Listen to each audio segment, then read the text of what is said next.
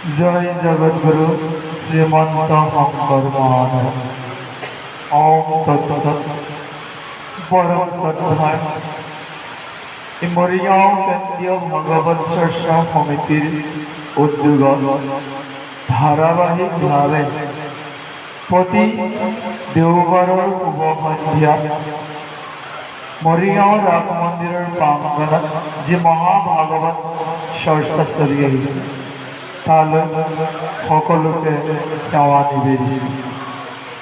আজিৰ এই মহান পবিত্ৰ স্থানত উপবিষ্ট হৈ প্ৰতিকূল বতৰকো নেওচি এই স্থানত আহি মহাভাগৱত শ্ৰৱণৰ বাবে নিজক প্ৰস্তুত কৰা প্ৰতিজন ভকত সাধুগুৰু বৈষ্ণৱ গংগা স্বৰূপ আই মাতৃ বালক বালিকা কিশোৰ কিশোৰী সমন্বিতে মহাভাগৱত শ্ৰৱণ কৰা সবাৰে শ্ৰীচৰণত প্ৰণতি জনাই আজিৰ পঞ্চম স্কন্ধৰ আগ্নিধৰ চৰিত্ৰৰ লগত অতি সুন্দৰভাৱে এগৰাকী অপ্সৰাৰ কাহিনী পূৰ্বচিত্ৰীৰ কাহিনী দিছে।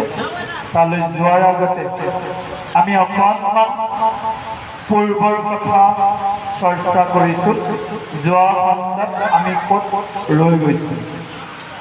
যোৱা খণ্ডত আমি গম পাইছিলোঁ যে প্ৰভু ভগৱন্তৰ প্ৰেৰিত প্ৰিয়ৱতৰ জ্যেষ্ঠ পুত্ৰ অগ্নিধৰ তেওঁ সংসাৰ ধৰ্ম পালনৰ বাবে নিজক মানসিকভাৱে প্ৰস্তুত কৰিছিল আৰু তেওঁ জীৱনৰ জ্ঞানৰ পৰা এটা কথা গম পাইছিল যে এই পৃথিৱীলৈ অহাৰ পিছত সংসাৰ ধৰ্ম পালন কৰিবলৈ হ'লে প্ৰভু ভগৱন্তৰ অনুমতি আশীৰ্বাদ পোৱাটো খুব জৰুৰী। এই কথাটো যদি প্ৰতিজন পৃথিৱীবাসীৰ ব্যক্তিৰ বাবে ব্যক্তিয়ে অনুভৱ কৰে যে আমি আমাৰ শুভ কৰ্ম কৰাৰ প্ৰাক মুহূৰ্তত পৰমাত্মাক প্ৰণাম কৰি তেওঁৰ পৰা যদি অনুমতি ল'ব পাৰোঁ প্ৰতিটো কাৰ্যই অতি সুন্দৰভাৱে বাস্তৱত ৰূপায়িত হ'ব। সেই কথাটো অগ্নিধৰে গম পাইছিল। নিজে যেতিয়া বৈবাহিক জীৱনত আবদ্ধ হোৱাৰ কথা চিন্তা কৰিছিল, বিতোপন ঠাই এটুকুৰা তেওঁ নিৰ্বাচন কৰি লৈ তেওঁ একান্তমতে প্ৰজাপতি ব্ৰহ্মাক আৰাধনা কৰিছিল। ব্ৰহ্মাই অগ্নিধৰৰ সেই তপস্যাৰ কথা জানিব পাৰি এগৰাকী অতি অপৰূপ সৌন্দৰ্যৱান পূৰ্বচিত্ৰী নামৰ অপ্সৰাক ক'লে যে তুমি যোৱা গৈ অগ্নিধৰৰ তপস্যাত তুমি দেখা দিয়া আৰু তেওঁৰ লগতে সংসাৰ ধৰ্ম তুমি পালন কৰা। প্ৰজাপতি ব্ৰহ্মাৰ আজ্ঞা শিৰোধাৰ্য কৰি পূৰ্বচিত্ৰীয়ে এই অগ্নিধৰৰ ওচৰলৈ অহাৰ যি সুন্দৰ মনোৰম বৰ্ণনা আমি যোৱা খণ্ডত শ্ৰৱণ কৰিলোঁ। লগতে শেষত পদবন্ধৰ সামৰণিত জনাইছিল যে তিনিটা কথাৰে তেওঁ জনাইছিল যে মহাভাগৱত অনুবাদ কৰিবলৈ যোৱাটো সাগৰ এখনক এডাল খৰিগাৰে জুখিব যোৱাৰ নিচিনা কথা। এজন বালকে চন্দ্ৰটোক হাত মেলি চুবলৈ ইচ্ছা যিদৰে প্ৰকাশ কৰে, মহাভাগৱতখনৰো গৃহাৰ্থ জানিবলৈ যেন অনুবাদকে তেনেকুৱা অনুভৱ কৰিছে। লগতে বিষ্ণুৰ বাহন গৰুৰে সমগ্ৰ ব্ৰহ্মাণ্ডত ভ্ৰমণ কৰি প্ৰভু ভগৱন্তক প্ৰতিটো স্থানলৈ নিয়াৰ যি ক্ষমতা আহৰণ কৰিছে, সাধাৰণ টিপচী চৰাই এটাই যদি তেনেকুৱা অনুভৱ কৰে তেওঁৰ বাবে সম্ভৱ নহ'ব। ঠিক সেইদৰে অনুবাদকেও এইটো অনুভৱ কৰি কৈছে, হে সভাসদগণ, হে ভাগৱত প্ৰেমীগণ, মই যদিও অল্পমতি তথাপিও প্ৰভু ভগৱন্তৰ চৰণক অগ্ৰাধিকাৰ কৰি সামান্য হৈও অসমীয়া ভাষালৈ সংস্কৃত ভাষাৰ পৰা এখন গ্ৰন্থ উপহাৰ দিবলৈ যত্ন কৰিছোঁ। মোৰ এই যত্নত ভুল হোৱাটো তেনেই স্বাভাৱিক। আপোনালোকে নিজৰে দাস বুলি মোক স্বীকাৰ কৰক আৰু মুখত ৰাম নাম নেৰক বুলি তেওঁ সামৰিছে। আজি দুলুৰী চন্দত প্ৰভুজনে পঢ়ি গৈছে যে ব্ৰহ্মাৰ আদেশ পালন কৰি পূৰ্বচিত্তী নামৰ অপ্সৰাগৰাকীয়ে অগ্নিধৰৰ তপস্যাৰ সন্মুখত আহি উপস্থিত হৈছে। অতি ৰূপ লাৱণ্যৰে পৰিপূৰ্ণা চন্দ্ৰবদনা হৰিণী নয়না এইগৰাকী মহিলাক দেখাৰ মুহূৰ্তে প্ৰতিজন পুৰুষৰ হৃদয় ৰোমাঞ্চিত হৈ গৈছে। লিখিছে বৰ্ণনা, কমলা নয়নী চন্দ্ৰমা বদনী দশন মুকুতা পান্তি নাখা তিলফুল অধৰ ৰাতুল ধ্ৰুৱ যোগে কৰে কান্তি। দেখিবলৈ অতি অপৰূপ সৌন্দৰ্যৱান এইগৰাকী অপ্সৰাৰ যেন কোনোবা নিখুঁত খনিকৰে এটা প্ৰতিমাহে গঢ়ি তুলিছে। সুন্দৰ বিৱৰণ উল্লেখ কৰিছে। তাইৰ মধুৰ বচনত প্ৰতিজন মানুহৰ হৃদয় বিগলিত হৈছিল। অমৃত বৰষা তাইৰ মধুৰ বচন। ইয়াৰ পৰা আমি জনা দৰকাৰ যে আমি আনক কিবা দিব পাৰোঁ নোৱাৰোঁ পিছ কথা, কিন্তু অমৃত বৰষা মিঠা এষাৰ মাতেৰে সকলোৰে অন্তৰত যাতে আমি শান্তিৰ পৰশ ছটিয়াব পাৰোঁ, তাৰ বাবে ভাগৱতে আমাক প্ৰেৰণা যোগাইছে। লিখিছে, অমৃত বচনে কটাক্ষ নয়নে মুনিৰো মনক হৰে মুখ পংকজৰ গন্ধত ভমৰ চৌপাশে বেৰি কুঞ্জৰে। হে সভাসদগণ, এই মহাভাগৱতৰ শ্ৰৱণৰ ক্ষেত্ৰত শাস্ত্ৰই সিদ্ধান্ত দিছে যে সেইসকল ব্যক্তিৰ আত্মাই মহাভাগৱত শ্ৰৱণ কৰিবলৈ বহুত আকৰ্ষণ অনুভৱ কৰিব, যিসকল ব্যক্তিয়ে নিজৰ আত্মাৰ মাজত ভাগৱতৰ ৰস পান কৰিবলৈ ইচ্ছা প্ৰকাশ কৰিছে আৰু কৈছে, কোটি কোটি জনমৰ মহাপাপ ছয়, যিটো মনুষ্যৰৰ নিৰন্তৰে ভৈলক হয়, সিজনে কৃষ্ণ কথা শুনিবাক পাৰে, পাপীৰ কাণত পাপে খুচি যেন তাৰে। আহক, পূৰ্বচিত্তীয়ে আহি ৰজাৰ লগত যিখিনি কাৰ্যত তেওঁ লাগি গৈছিল, অগ্নিধৰে তপস্যা কৰিবৰ বাবে নিৰ্জন পবিত্ৰ স্থানত একান্ত মনে ব্ৰহ্মাৰ সাধনা কৰি আছে। তেওঁ যি উদ্দেশ্যত তপস্যা কৰিছিল, উদ্দেশ্য সফল হৈ গ'ল। তেওঁ আছিল এগৰাকী নিজৰ মনোমত ভাৰ্যা পাবৰ বাবে ব্ৰহ্মাক চিন্তা কৰি আছে। সাংসাৰিক ধৰ্মৰ অতি সুন্দৰ উদাহৰণ। অগ্নিধৰে ইচ্ছা কৰিছে তেওঁৰ অৰ্ধাংগিনী ভগৱানৰ দ্বাৰা প্ৰেৰিত হওক। সঁচাকৈ তেওঁৰ মনোকামনা পূৰ হ'ল, তপস্যা সিদ্ধি হ'ল। আহি পূৰ্বচিত্তী তেওঁৰ সন্মুখত থিয় হৈ আছে। আপুনি ময়ো নিৰন্তৰ সাধনা কৰি আছো, জীৱন সাধনা, কৃষ্ণৰ সাধনা।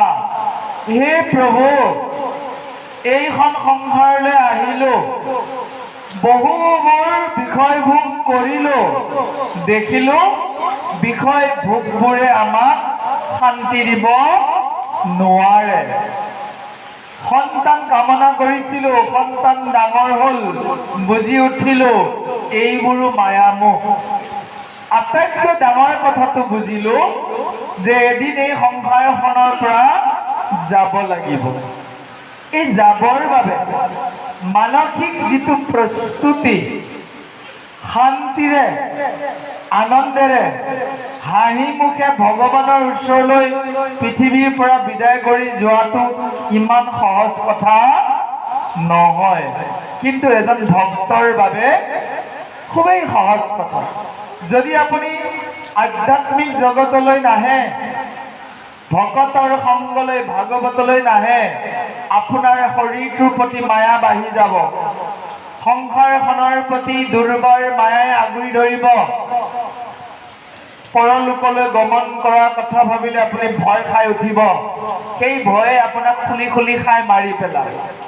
কিন্তু যেতিয়া আপুনি আধ্যাত্মিক ৰাস্তাৰে গম পাব মৃত্যুটো চিৰন্তন, এইখন ভাগৱতলৈ আহি ভাগৱতখন অধ্যয়ন কৰি জীৱনত এটা কথাই বিশেষ অনুভৱ কৰিছিলোঁ, ভাগৱতত দেখোন গোটেইবোৰ ডাঙৰ ডাঙৰ ভক্তসকলৰ কথা দিয়া আছে আৰু অধিকাংশই পৃথিৱীৰ পৰা ভগৱানৰ ওচৰলৈ গৈছে। এইখনে ভাগৱত নহয় জানো?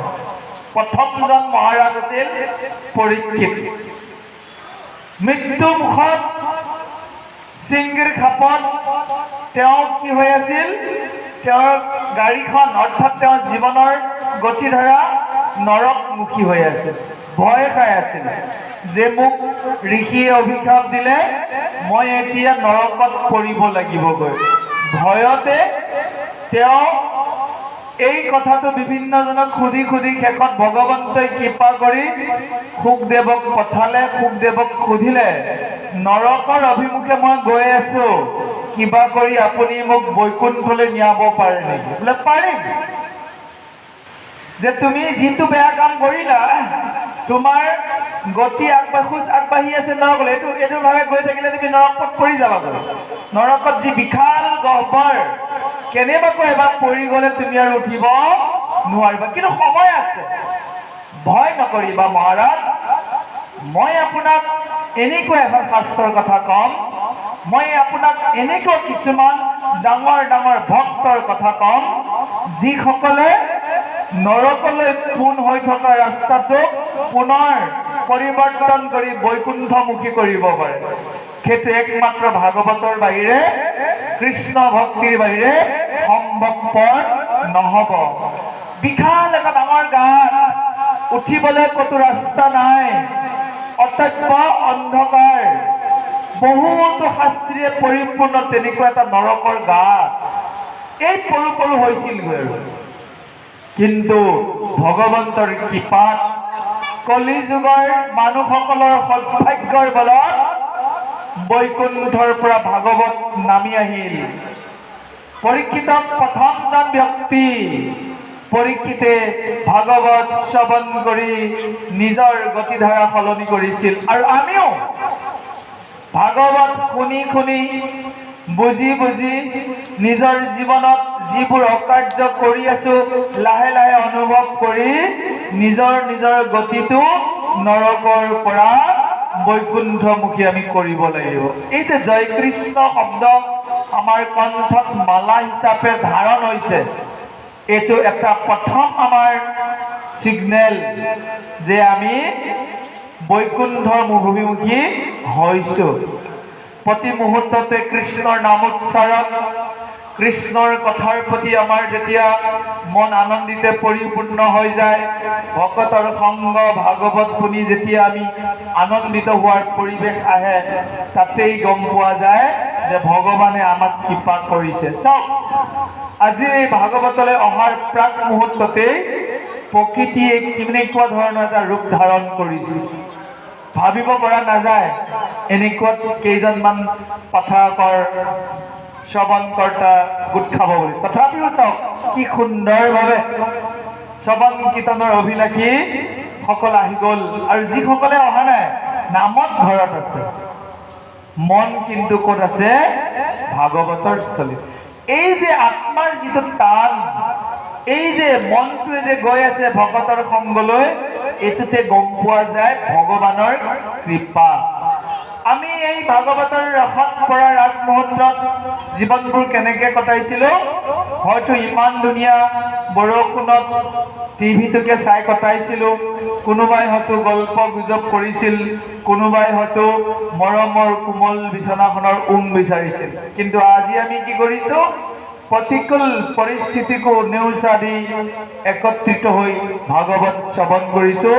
এয়া কৃষ্ণৰ কৃপাই যে দেখা দিছে আমি সম্পূৰ্ণ জানিব পাৰিছোঁ। অৱশেষত মোহময় পূৰ্বচিত্তীয়ে সমস্ত ৰূপ লাৱণ্যৰে নিজৰ শৰীৰ প্ৰকট কৰি দেখা দিলে অপৰূপ লাৱণ্যৰে অগ্নিধৰৰ সন্মুখত। সেই নিৰ্জন বননিত মনোমোহা এগৰাকী স্ত্ৰীক দেখা পাই তেওঁৰ শৰীৰ মন ৰোমাঞ্চিত হৈছিল। প্ৰশ্ন কৰিছিল, কোন তুমি? আৰু ৰজাকো প্ৰশ্ন কৰিছিল পূৰ্বচিত্তীয়ে, হে দ্বিজবৰ, শুনা দ্বিজবৰ, আমাৰ উত্তৰ কোঠান্তে আইলা তুমি? পৰ্বত গহ্বৰে ফুৰা একেশ্বৰে প্ৰকাশিয়া ইটো ভূমি।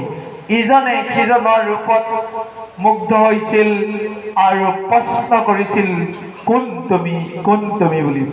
দুয়োজনৰ কথাৰ যেতিয়া শীৰ্ষবিন্দুত উপনীত হৈছিল, দুয়োজনে কিদৰে নিজৰ নিজৰ মত প্ৰকাশ কৰিছিল দিয়া আছে দুলৰী চন্দ্ৰে। আহক আমি শ্ৰৱণ কৰোঁ। জয় কৃষ্ণ।